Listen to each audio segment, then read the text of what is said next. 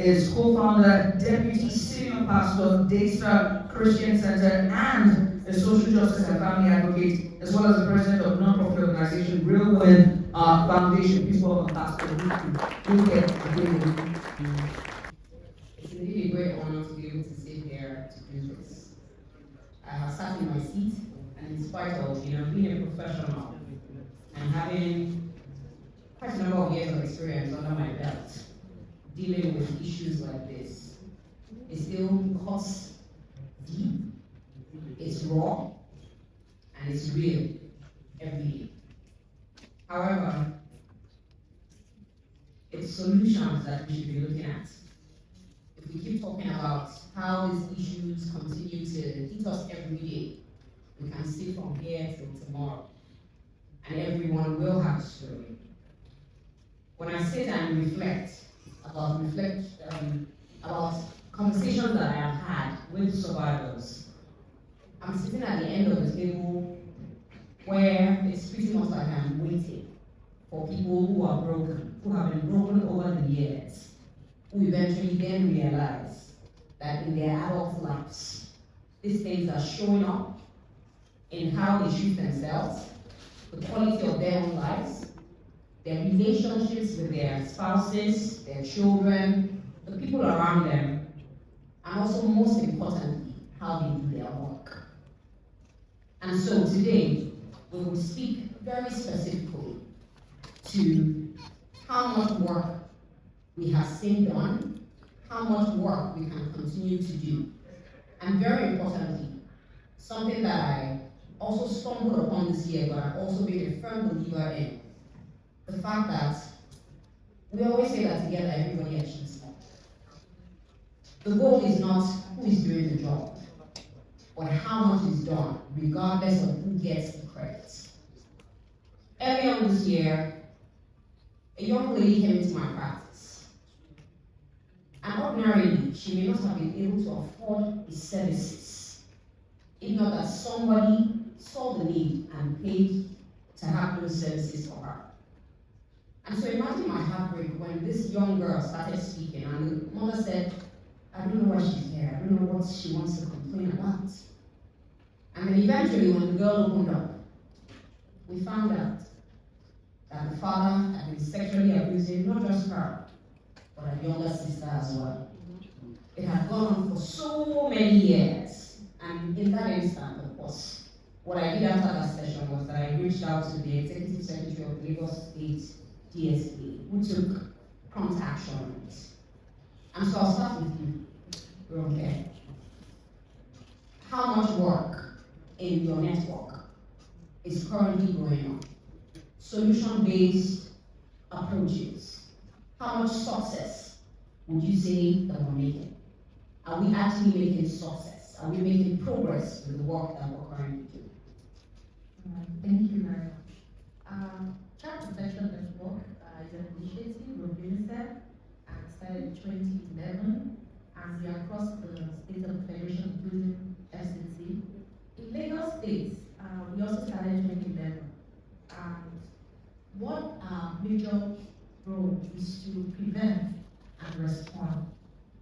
Prevention, awareness, I don't want to go into that, but awareness at all levels, including the community, the children amongst themselves, teachers, everyone must be aware of their rights and how to protect children. But when it comes to response, the core, the work, the real work is in responding when children cases comes up.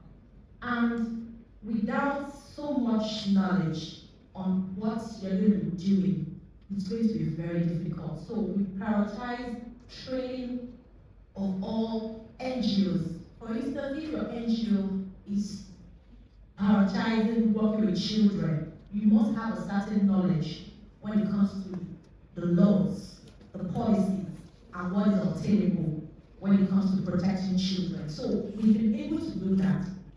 And we have partners, and that's why we can't do it all alone. We have partners, government agencies, international, like I said, we started with UNICEF, initiated by UNICEF, and other partners are coming So we had to train all our members and train them to know the laws, the rights of children. And that in itself, every member of the protection network, the child protection network, first of all is welcome with the laws free of charge.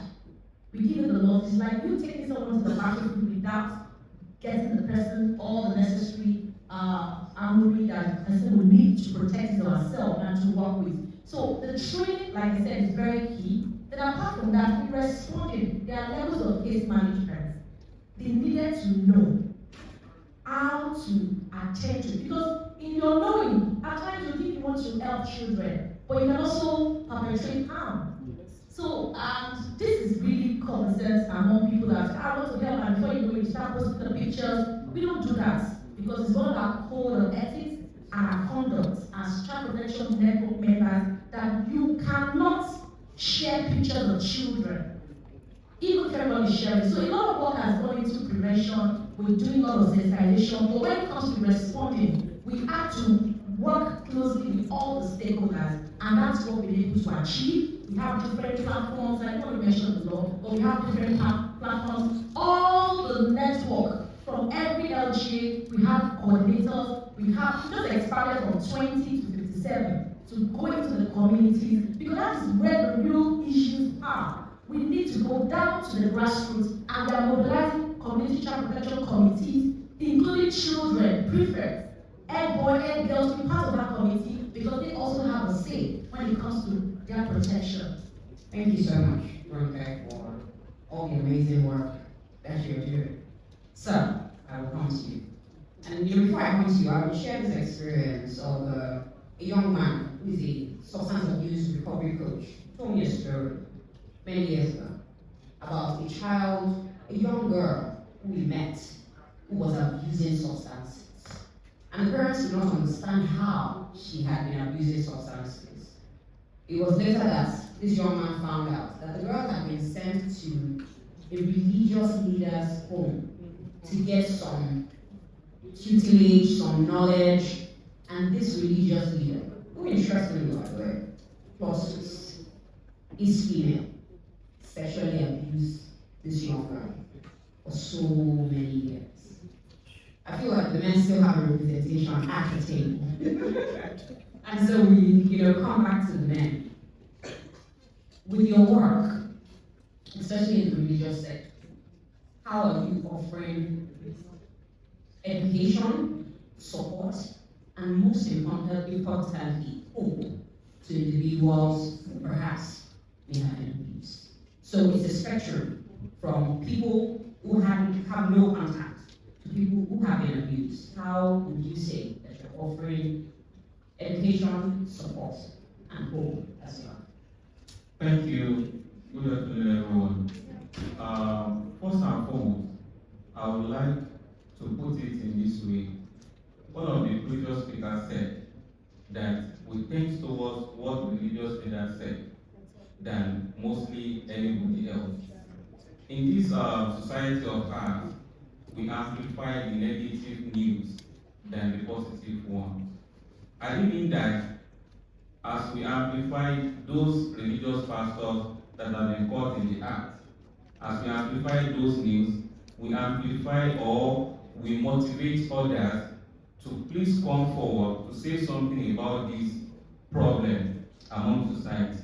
It will give and it will emanate and it will resonate better than amplifying the bad news or the victim survivor narration.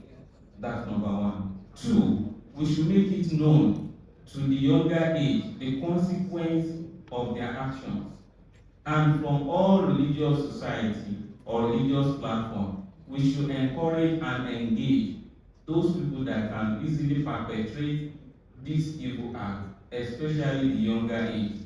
We human beings, we want everything to be perfect, but we fail to give a perfect education to the perfect set of people. As we are here today, we are talking to those people that can easily protect themselves. We are not talking to those survivors, the victim before they became survivor.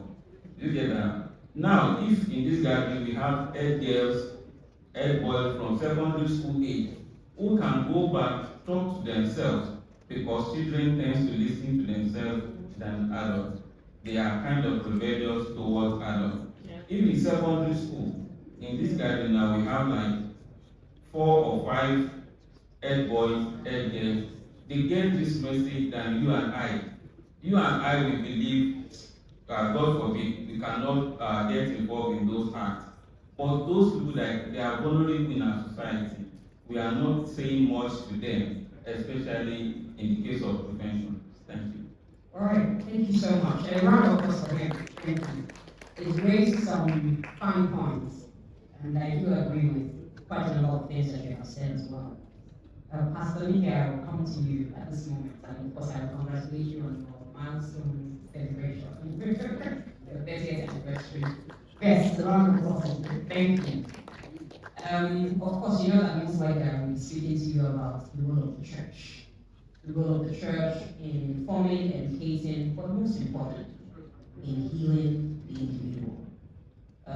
Quite a lot of times, like Eve said, a lot of things are led to religious leaders, and more often than not, well, you know how it is. Bad news is like wildfire, it spreads. But in the church, I want you to please educate us as individuals. Especially because, you know, these days, a lot of young people are fast losing faith, largely because of the examples that sometimes they see in the church. And so please speak to us as to what role the church has played, is playing, and will play in ensuring that people are empowered, people are believed, and most importantly, people are held as they go on their healing journey. Thank you so much, and thank you, Central EST, for putting this together, because discussions like this go very, very far. Talking about elephants is very, very important. We all are part of the hush society, but we have to keep speaking up, you know, so we have to keep speaking up, both young and old. We must not be afraid to speak up, and we must not leave this place to people who stand at pulpits, who have big platforms, you know, but just opportunities like this to discuss, to you know, bring ideas together, you know, argue if necessary, right?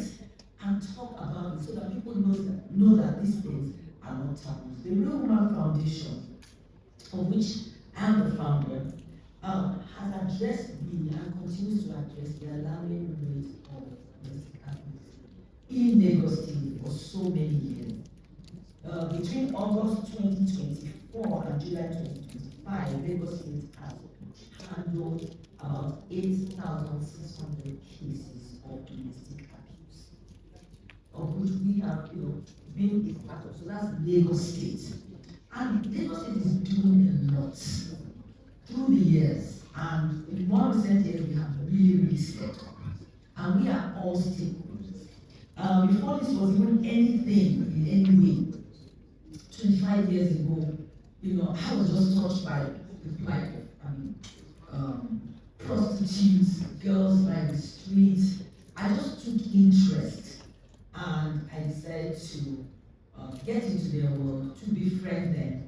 Walked into a brothel one day in the Oregon area, and made friends with them. The rest is history, because I'll go in casually and talk to them. And from those conversations I had with them one-on-one, 1999, in fact 97 actually, because when I do back, I'm like, what was I doing? Literally a 28-year-old, 30-year-old young woman, you know, who was just had 1 or 2 kids at that time. I look back, recently I look back, and I almost had trauma because I was thinking, what was my business? Like I didn't have enough as a pastor's wife, like I didn't have enough as an architect to master's level, which I was working and, you know, got off that. But I realized that God was helping me to build lives, not build buildings. So I got into social work unconsciously.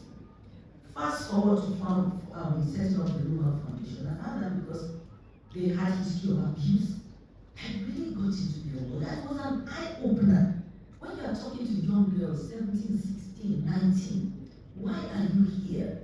Oh, came to Lagos instead of greener pastures from some part of Nigeria. Oh, I just came to stay with my sister. Once thought her sister was, okay, let me stay with my sister. Found that her sister lived in a brother.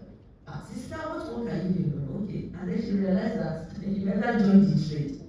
Stories upon stories. Stories of young girls.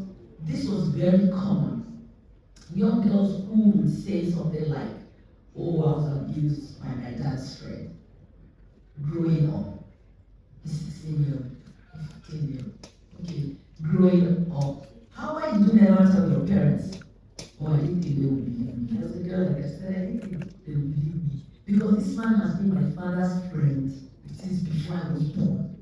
So I found out that young children have this fear of not being believed. Is their word versus the adult. So that gave me a shift of coming into the family system from people who are broken. Just all kinds. And I found out that the people that abuse girls and boys the most are those who are closest. Driver, houseboy, they're into your world, and the trust is there. And because the trust is there, they take advantage. It is hardly strangers. That is why these days you even also hear about the father abusing his daughter. Why does it happen? Let's not unpack that. We want to say it's demonic. It was passed down to him. He too was traumatized and is perpetuated. But how do we stop it? It has to be stopped by speaking out. A woman who is married to someone, you have to protect your child, your son or your daughter. So I think women are sometimes caught in that. Hush, hush, hush. I want to stay in my marriage. I can't expose my husband. But your husband is exposing your daughter or your son, so he needs help. Don't glorify marriage above the child protection. And you cannot be happy in that marriage. Don't tell me you're happy in such a marriage because you are living with it, and that is abuse and trauma for you. Even as a woman, you have to separate that child, and you have to see your husband and that man as an abuser, and he needs to get help. Oh, you don't want him to go to jail. He may have to do time and then come out a better person. Stories. We've been providing comprehensive support. Fast forward to that 1999, by 2000, I set up a foundation, and Shoutout, the Women Foundation. I would call it Peace Villa. 2 girls from the streets, because I would ask them, if I had a place for you, will you come with me? I said, oh, sure. But I didn't have money at that time. I didn't have anything. I said, okay, don't go out and sleep with me. I will give you money. Auntie, I need money for my hair. Hair cream, this, that. I didn't have much. I got this idea that if I had a home in shelter, we could take them in, get someone who would live with them, retrain them, and that's how we began to have trainings in New 6 weeks, 12 weeks, introduce them to trades, and just reintegrate them back into society. Further down the line, we work with NAPTI, who help, they work with the repatriation of trafficked girls and victims. So they send girls to us to trade, we send them back to them, they try to trace their parents, in order to integrate them. Many of them find their parents, but they don't want to go back, they want to go to school. Over the years, we've trained about 150 young girls, many of which are university graduates today as we speak. Some are in uni. Few years after that, about 3 years after that, created a law home orphanage, because we found that children were being abandoned. So we work with the Ministry of Women Affairs, but now we work with also the Ministry of Youth and Social Welfare, and they're doing amazing, because through the years they have brought out stiffer penalties for abusers, especially those who rape children. I think I still want the penalties to be stiffer. It was 5 years before, now it's 7 years. Yes, there was a baby that was brought to us many years ago. The father was abusing his 15-year-old daughter, and that girl got pregnant. So the baby was brought to us. The baby and the girl was brought to us, and the girl was still in school. I won't mention the word school. And so the girl did not even want the baby. But we as the Ministry of Education said, she's not 18. So keep the baby till the girl is 18. So the girl went back to school. She will visit the baby from time to time. So when she's 18, she can decide. Because right now she doesn't have life as, and all of that and all that. But she cannot decide herself. So we kept the child for 3 years. And then even more years than that. Because after 18, she still didn't want the child, but she would come and see the child. The man eventually was brought to book and given 7 years. Honestly, I don't know where he is now. I think he'll be out. Because 7 years, but he went back like, and this is how many years ago? It went so fast. And such children, the case is, should this child be given up for adoption? No, until the stakeholders say they do not want. So, our orphanage, the Love Home Orphanage, is filled with children who are under care and protection. As long as there's still one parent that is living, even if they're not in their right mind, you cannot give the child up for adoption. Or if a child was found on the street until they trace the parents. So we have children who came at 3 months, who are now 15, 18, who are going to uni, come out of uni, they're doing their NYC, and when they're 18, we send their agreement that they can leave, but they do not leave, because when you send an 18-year-old, you want to talk about families that have come in threes, you want to talk about families of 6 children between ages, shall I say, 6 and 18 then. All but one are graduates now, first class in private universities, because we don't send them to state university. Because I cannot let things be happening to them, they have to be in private. And it goes on and on and on. We're doing our bit. And so we want the public to do their bit as well. But we want men to also speak out, because boys too are being abused. Girls are being abused, boys are being abused. Women are being abused. Talking about domestic violence, remember the Felicia Odu, the young barista lady who was murdered by her husband. Domestic abuse her to the point where he killed her. Where is the outrage? We need to find out what has happened to him now. He needs to get the death sentence. He cannot be 7 years in prison because, hello, why? Because, but where is the outrage? This happened just October. I mean, November, and I was just about a month ago. Has that died down because of the news? Because in Nigeria it's back to back. Back to back. We cannot keep up. And so for a long time before social media, there was no social media when we started this work. There was no social media. I never saw someone have a shelter, but I just knew that if we do this, with compassion and love and structure, then we can keep on and keep on and keep on. Thank you. Thank you so much. The 25 girls that have been adopted from KBC right now, I am still saying, I use my social media platform to say, bring those girls back. And those girls are not necessarily Christians. They went to school. What was their crime? They went to boarding school. I went to boarding secondary school as well. Federal Government College, Oyo. And this is a government college as well. They went to school, they slept, and then they were abducted. And now we're still looking for them. So I'm calling on the state government, because the state has failed them. The country has failed them. Everybody has failed them, because where were the security guys manning that place? I heard that 30 minutes, they had gotten a tip off that this was going to happen in that school. And they got all the military and everything. I heard that they were taking selfies with the girls like the day before or 2 days before. But 30 minutes before the struck. Some hours before. 30 minutes before the kidnappers struck, they left. So this was arranged. Right. Thank you so much. So what part of looking at the ground, what they do, God, you are still working. Yes, but we're talking, that's my NGO. Yes, I know. And I'm a church president. Yes. But in coming down to the church proper, if any pastor abuses a girl, a boy, or anybody, they should be brought to book. They should be reported. They should be reported. Thank you so much. Male or female, mommy, Gio or daddy Gio. They have to be reported. It's time we stop being afraid of people, and we should protect children and human lives. Thank you so much. Thank you so much for lending your voice. So like I said, she has shown working. And while, she was reiterating, the outrage, in my mind I'm thinking it's supposed to be a healing panel.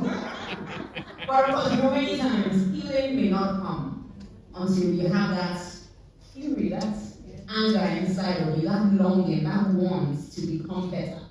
Of course, Rocket just reliably informed me, as I'm also aware, that it's now life in prison. So it's not Find a child, life in prison. yes. So yes. Yes. So I'll come back to you, okay? And you heard the story I said earlier on about the young girl who had come to me for therapy, mother unaware, and we found out that it was the father, yes, that had been abusing her. I know that our time is fast spent, and because I'm trying to respect that as well, I just want to ask you, as we start to round up, that with your work as the Child Protection Network, what would you say is the greatest weapon that we can empower our children with?